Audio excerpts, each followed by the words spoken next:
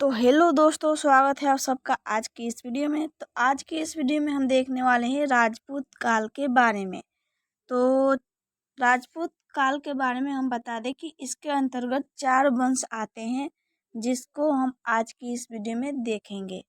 तो चलिए स्टार्ट करते हैं इस वंश के राजपूत काल के बारे में। तो राजपूत काल के बारे में हम बता दें कि इसका जो समय काल है वो था 8 से लेकर 1200 ईस्वी तक।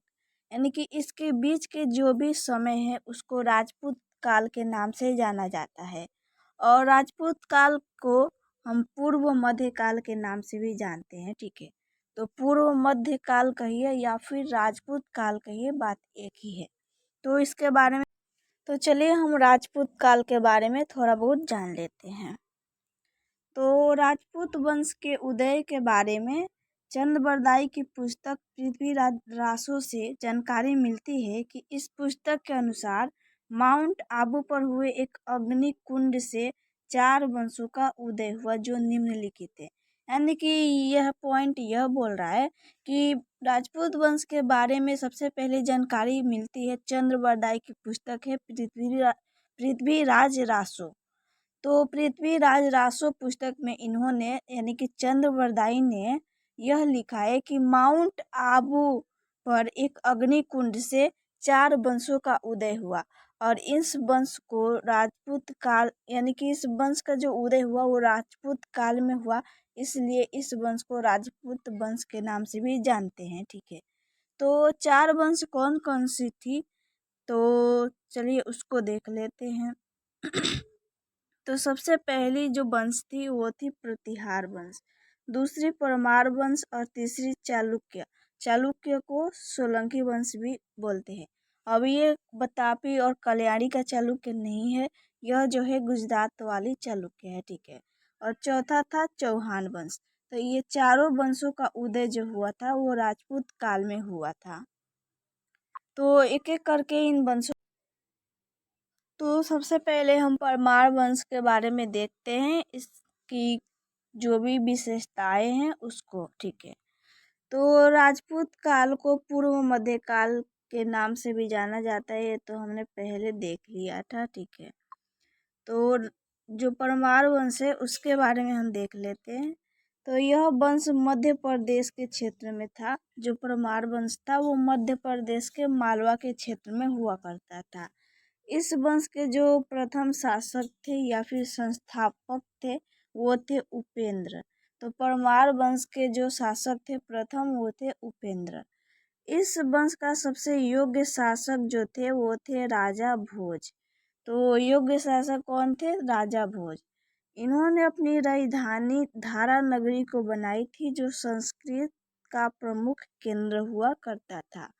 और जो राजा भोज थे इन्होंने अपनी राजधानी धारा नगरी को बनाई थी, और जो धारा नगरी थी उस समय संस्कृत का प्रमुख केंद्र हुआ करती थी।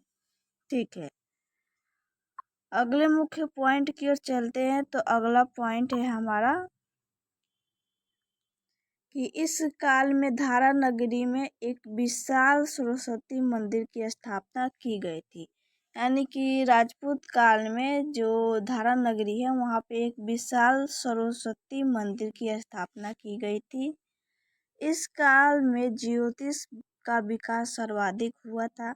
यानी कि जो राजपूत काल है इस काल में ज्योतिषों का विकास जो हुआ था वो उत्तम हुआ था, यानी कि सर्वाधिक हुआ था, बहुत ज़्यादा।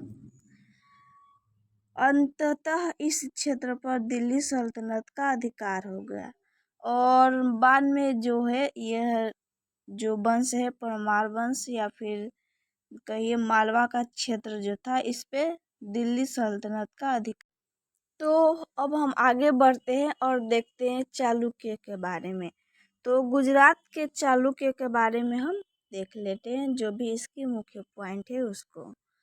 तो गुजरात के जो चालुक्य था उसको हम सोलंकी वंश के नाम से भी जानते हैं। ठीक है, तो यह वंश गुजरात के क्षेत्र में हुआ करता था, जो गुजरात का चालुक्य है या फिर सोलंकी वंश है।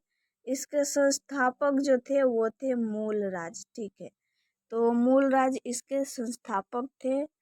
इस वंश का शासक भीम प्रथम के सामंत विमल शाह थे। यानी कि इस वंश के शासक जो थे वो भीम प्रथम थे, जिसके सामंत थे विमल शाह, जिन्होंने वास्तुपाल तथा तेजपाल नामक अधिकारियों द्वारा दिलवारा का जैन मंदिर बनवाया था। और जो जो ये विमल शाह थे, इनके द्वारा दिलवारा का जैन मंदिर बनवाया गया था। ठीक है, अगले पॉइंट की ओर चलते हैं। तो अगला पॉइंट है हमारा कि मोहम्मद गजनबी ने भीम प्रथम के काल में ही सोमनाथ का मंदिर लूट लिया था। यानी कि मोहम्मद गजनबी जो थे, इन्होंने भीम प्रथम के काल में ही सोमनाथ के मंदिर को लूटा था।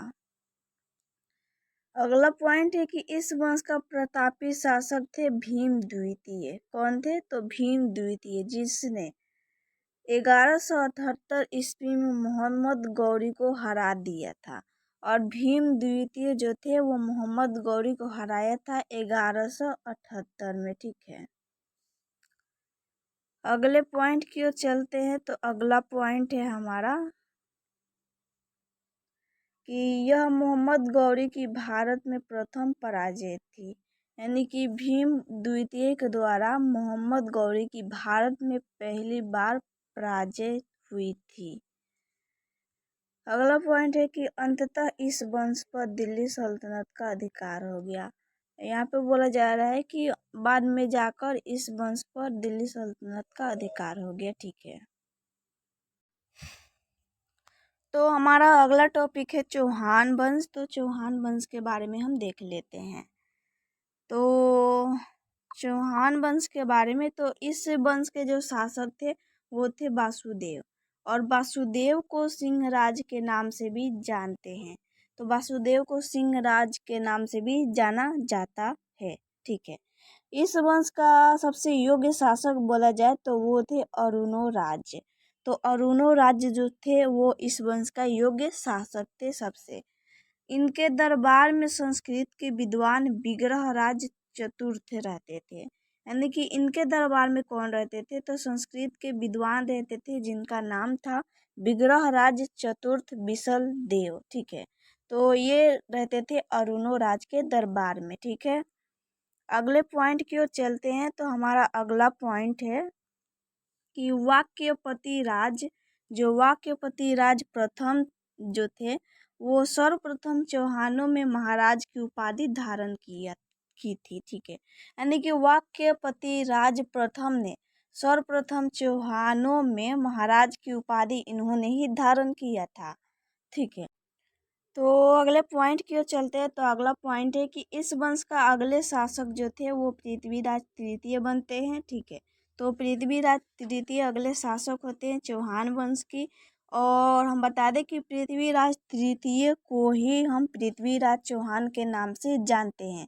तो इसमें बड़ा ही कन्फ्यूजन रहती है कि पृथ्वीराज तृतीय कोई और है और पृथ्वीराज चौहान कोई और है। तो नहीं, पृथ्वीराज तृतीय की ही पृथ्वीराज चौहान के नाम से जानते हैं। ठीक है, तो आगे बढ़ते हैं। पृथ्वीराज चौहान को राम पिथेरा के नाम से भी जाना जाता है। तो एक मुख्य पॉइंट ये भी है कि राम पिथेरा के नाम से पृथ्वीराज चौहान को जाना जाता है। अगला है कि पृथ्वीराज चौहान के जो पिता थे वो थे सोमेश्वर, तथा माता जो थी वो थी कर्पूरी देवी, जो कि त्रिपुरा की कलचुरी राजा, एक मिनट, और जो इनकी माता थी वो त्रिपुरा की कलचुरी राजा अचल देव की पुत्री थी। ठीक है, अगले पॉइंट की ओर बढ़ जाते हैं। तो अगला पॉइंट है हमारा, एक मिनट, अगला पॉइंट है कि पृथ्वीराज चौहान के दरबार में चंद्रबरदाई रहते थे। यानी कि पृथ्वीराज चौहान के दरबार में कौन रहते थे? तो चंद्रबरदाई रहते थे। ठीक है, चंद्रबरदाई ने पृथ्वीराज रासो नामक ग्रंथ की रचना भी किए हैं।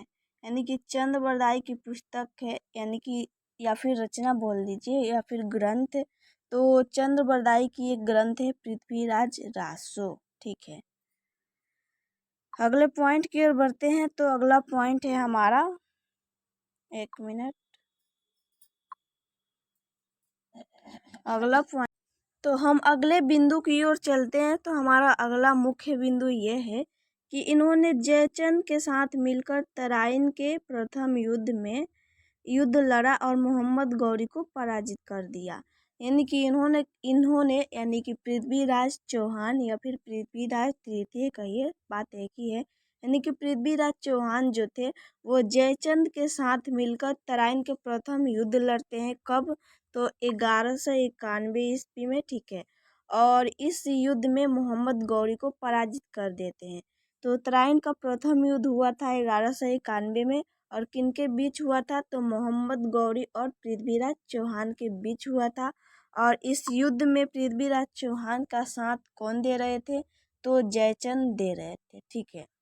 आगे बिंदु की ओर चलते हैं, अगले बिंदु की ओर। तो अगला बिंदु है कि पृथ्वीराज चौहान ने जयचंद की बेटी संयोगिता की अपहरण कर लिया और उससे विवाह कर लिया, जिस कारण जयचंद और पृथ्वीराज चौहान विरोधी हो गए। यानी कि जो पृथ्वीराज चौहान है वो जयचंद की बेटी संयोगिता की अपहरण कर लेते हैं और उससे विवाह कर लेते हैं, जिस कारण जयचंद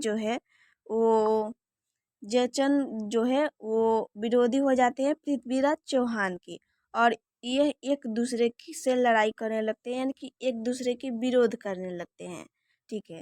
तो आगे पॉइंट की ओर चलते हैं, अगले पॉइंट की ओर देखते हैं क्या होता है। तो अगला पॉइंट है कि जयचंद ने मोहम्मद गौरी से मिलकर तराइन के द्वितीय युद्ध में पृथ्वीराज चौहान की हत्या कर दी। यानी कि जयचंद जो है वो चले जाते हैं मोहम्मद गौरी से मिलने, ठीक है। यानी उनसे मिल जाते हैं, किस लिए? तो पृथ्वीराज चौहान से बदला लेने के लिए मोहम्मद गौरी से मिलकर पृथ्वीराज चौहान को तराइन के द्वितीय युद्ध में, जो कि हुआ 1192 ईस्वी में, और इस युद्ध में जो है पृथ्वीराज चौहान पूरी तरह से पराजित होते हैं और इनकी हत्या हो जाती है, ठीक है। तो चौहान वंश भी समाप्त होता है।